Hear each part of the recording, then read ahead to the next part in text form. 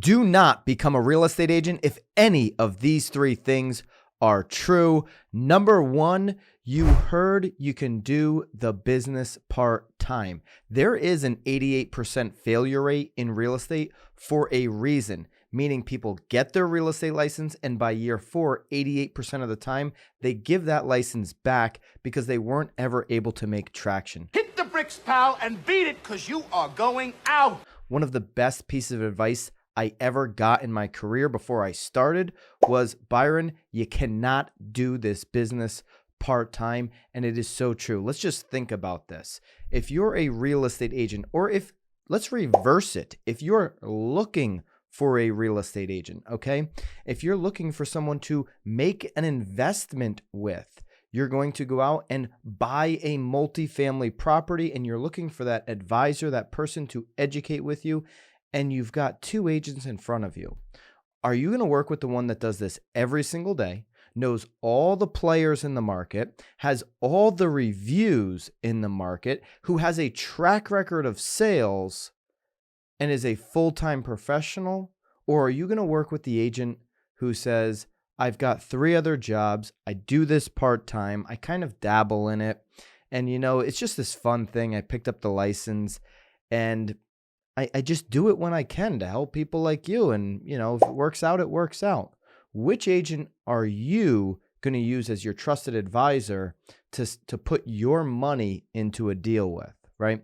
You're going to look at that professional agent. Now, this doesn't mean if you're getting your license to be a flipper and, cut down on the commission, right? If you're a flipper and you're not really a real estate agent, you just have the license for that purpose, to have access to the MLS and to be able to reduce the commission. That's not what I'm talking about here. When I say real estate agent, I'm talking about that person that's helping people buy, sell, and invest in real estate.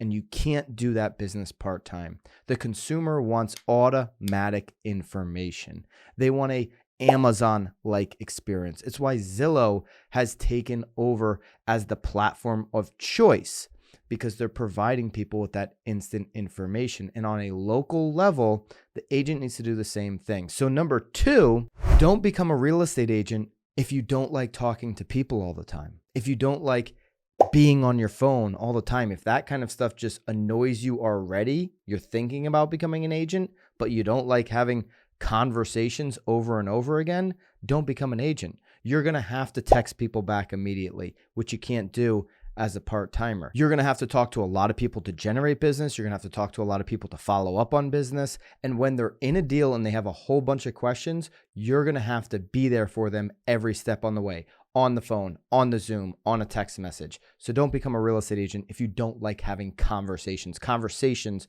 are what equal your contracts. And number 3, don't become a real estate agent if you don't have a financial cushion. Best case scenario, which you rarely see this happen, is on day 1 of being an agent, you sell a house.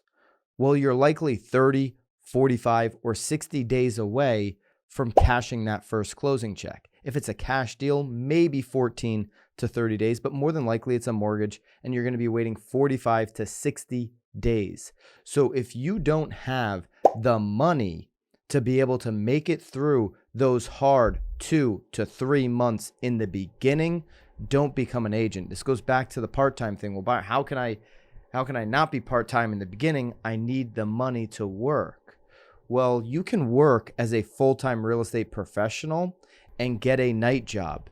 Yeah, that sounds terrible, like you're not going to be able to sleep a lot. But if you are right now living paycheck to paycheck and you're going to get into real estate sales, you're going to fail off of the bat if you don't have a paycheck coming in, because you're going to need to survive.